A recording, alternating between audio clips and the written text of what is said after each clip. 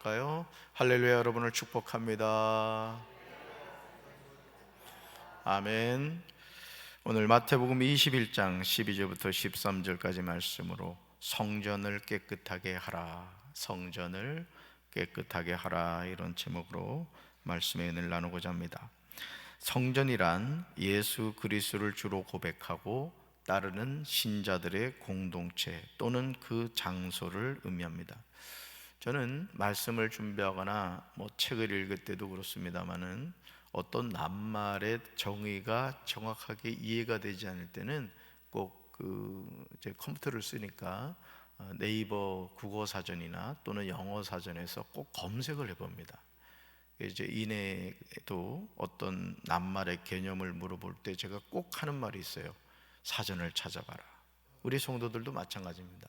여러분이 성경을 읽다 보면은 이게 알 것 같은데 이해가 안 되는 낱말들이 있어요. 그러면 그냥 넘어가지 마시고 꼭 사전을 찾아보셔야 됩니다. 그래서 이 의미가 이런 뜻이구나, 그렇게 정립을 해 놓으면 그 다음 성경을 읽을 때는 이런 뜻이었지 하고 이해하게 됩니다. 그러므로 저와 여러분은 성전에서 하나님께 영과 진리로 예배를 드리죠.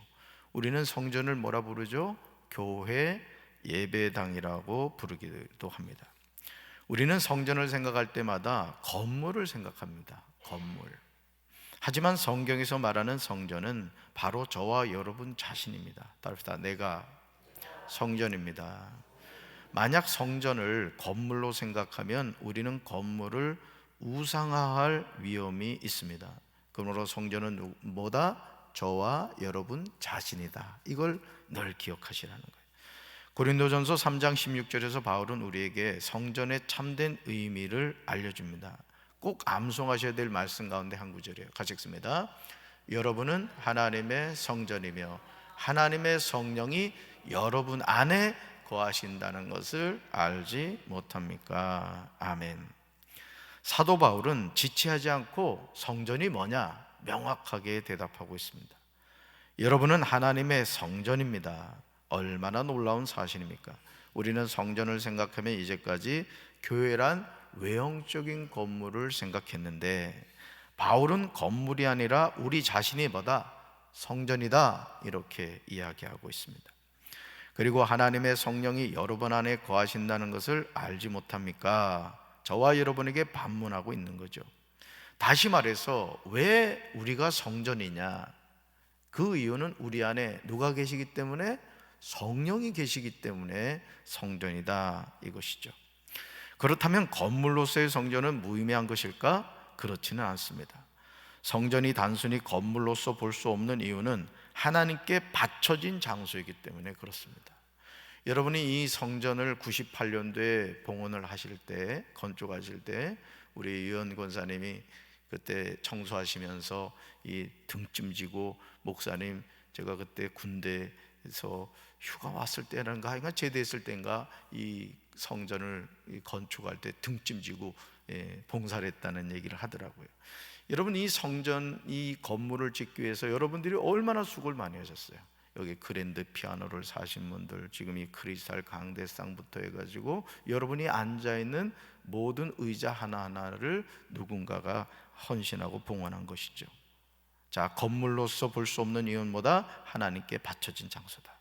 그리고 무엇보다 살아계신 하나님께 예배를 드리는 거룩한 곳이기 때문입니다. 에스겔 22장 26절에서 하나님은 이스라엘의 제사장들 죄악을 말씀하세요. 우리 말씀 같이 읽습니다. 이스라엘의 제사장들은 내 율법을 함부로 다루고 내 거룩한 성소를 더럽혔으며 거룩한 것과 거룩하지 않은 것을 구별하지 않았고 깨끗한 것과 부정한 것을 구별하도록 가르치지 않았으며 내 안식일을 기억하지도 않았다. 그래서 내가 그들 가운데서 더럽혀진 것이다. 아멘. 여기 보면 내 거룩한 성소를 더럽혔으며 이렇게 나와요. 그죠? 내 거룩한 성소를 더럽혔으며, 이게 뭐죠? 하나님께 예배드리는 장소를 말하는 거죠. 우리가 하나님께 예배를 드리는 성전을 우상화할 이유는 없습니다. 그렇다고 하나님의 거룩한 성소를 더럽히면 안 된다는 거예요. 하나님이 에스겔을 통하여 말씀하시는 중요한 사실이 무엇입니까? 내 성소를 더럽혔다 이거예요. 레위기 11장 45절에서 하나님은 택한 이스라엘 백성을 향하여 말씀하세요. 같이 읽습니다. 나는 너희의 하나님이 되려고 너희를 거룩한 땅에서 인도하여 낸 여호와라. 내가 거룩하니 너희도 거룩할지어다. 아멘. 이것도 암송하셔야 될 말씀이에요. 내가 거룩하니 너희도 거룩할지어다. 자, 절 보실까요? 자, 이게 뭐예요? 종입니다. 그렇죠? 이게 뭘로 만들어졌을까요? 몰라요. 저도 뭐로 만들어진지. 그렇죠. 어쨌든 만들어졌단 말이죠. 근데 우리가요, 이거를 부를 때 그냥 종이다 이렇게 말하지 않아요. 성물이라고 합니다. 뭐죠? 하나님께 바쳐진 물건이다 이런 뜻이에요. 아무것도 아니지만 하나님께 바쳐진 것이기 때문에 거룩한 물품이다 이런 거죠. 여러분, 하나님께 바쳐진 하나님의 자녀인 거 믿습니까? 그래서 여러분이 존귀한 분들이란 말이야. 쓸모없는 인생이었고 허물과제로 죽었던 존재였지만 하나님께 바쳐진 존재이기 때문에 거룩한 하나님의 자녀가 되었다는 것이죠. 하나님이 애굽에서 노예로 살고 있던 이스라엘 백성을 인도하여 내신 이유는 다른 것이 아니에요. 나는 너희의 하나님이 되려고 너희를 애굽 땅에서 인도하여 내셨다는 거야. 이유 없이 출애굽시킨 것이 아니라는 거죠. 너와 나의 관계를 우리 다시 맺자, 이런 하나님의 계획이었다는 겁니다. 그러시면서 따라합시다. 내가 거룩하니 너희도 거룩하라. 하나님이 거룩하니 하나님의 자녀는 마땅히 뭐 해야 된다? 거룩해야 된다. 할렐루야. 그러므로 성부, 성자, 성령, 성전, 성도는 동일하게 거룩한 성자를 씁니다. 한자, 거룩할 성자. 마태복음 21장 12절과 13절에서 예수님이 예루살렘 성전에 들어가셔서 성전 안에서 매매하는 모든 사람을 내쫓으시며 돈 바꾸는 사람들의 상과 비둘기를 파는 사람들의 의자를 둘러 엎으시는 모습을 보게 됩니다. 여러분, 어제 종려주일이었잖아요. 오늘 월요일은 성전 정화를 하신 날이라. 하나님께 예배드리는 처소인 성전을 들어가 봤더니 이게 난장판이 된 거예요. 예수님이 너무 분노하셨죠. 도대체 무엇 때문에 예수님이 이렇게 화가 나신 걸까? 그 이유는 성전이 타락했기 때문입니다. 예수님이 보셨던 당시 성전의 모습을 주목해 보시기 바라요. 성전 안에서 사고 파는 자들을 다 쫓으셨습니다. 돈 바꾸는 자들의 탁자와 비둘기를 파는 자들의 의자를 뒤집어 엎으셨습니다. 성전이 거룩함을 잃어버린 거예요. 오늘 저와 여러분의 성전은 어떻습니까? 우리가 매주 예배를 드리는 성전은 청결합니까? 혹시 성전인 교회 안에서 물건을 사고 파는 자들이 있지는 않습니까? 돈 바꾸는 자들이 있지는 않습니까? 비둘기를 파는 자들이 있지는 않습니까? 그렇다면 성전이 성전으로서의 바른 모습을 회복하려면 어떻게 해야 될까요? 마태복음 21장 13절에서 예수님은 성전이 해야 하는 바른 역할을 제시해요. 성전이 해야 할 역할이 뭐냐? 말씀 같이 읽습니다.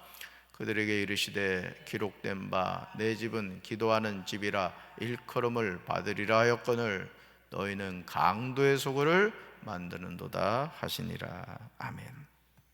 지금 예수님은 이사야 56장 7절 말씀을 인용하시면서 내 집은 만민이 기도하는 집이라고 하십니다. 하나님의 집인 성전은 어떤 집이 되어야 된다? 기도하는 집이 되어야 돼요. 할렐루야.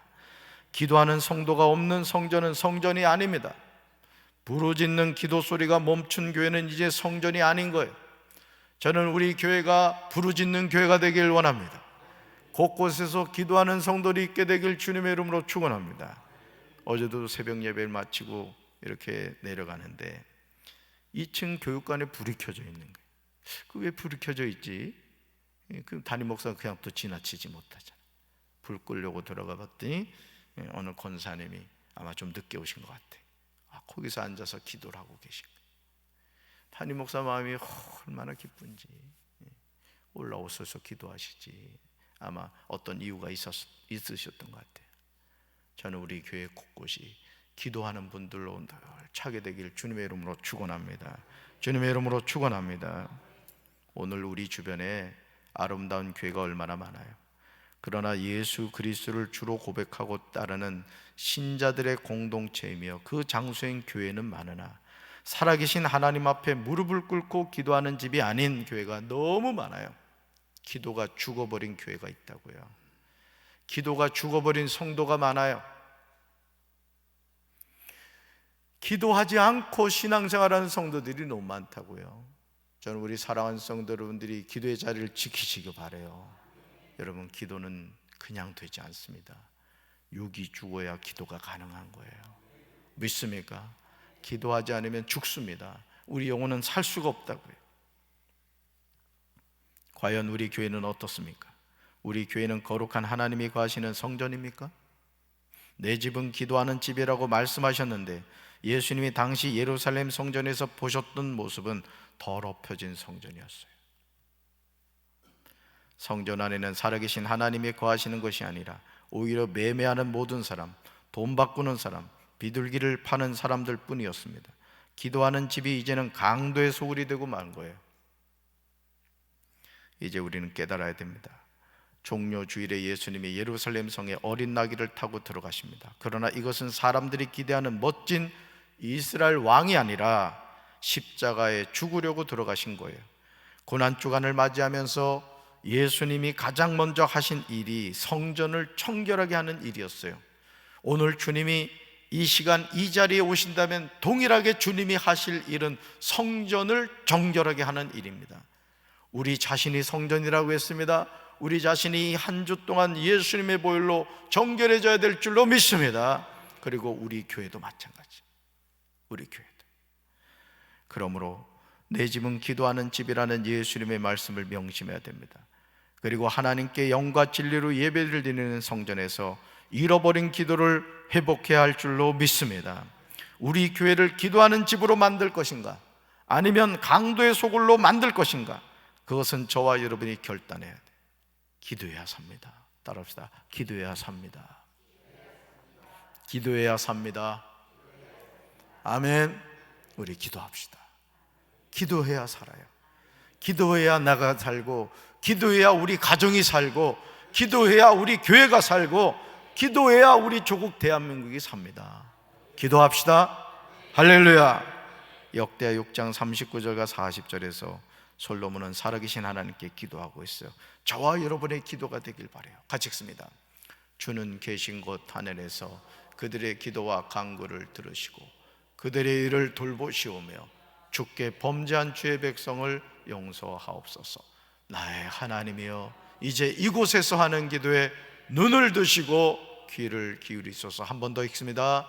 주는 계신 곳 하늘에서 그들의 기도와 간구를 들으시고 그들의 일을 돌보시오며 주께 범죄한 주의 백성을 용서하옵소서. 나의 하나님이여, 이제 이곳에서 하는 기도에 눈을 드시고 귀를 기울이소서. 아멘. 우리 가슴에 손을 얹읍시다. 하나님,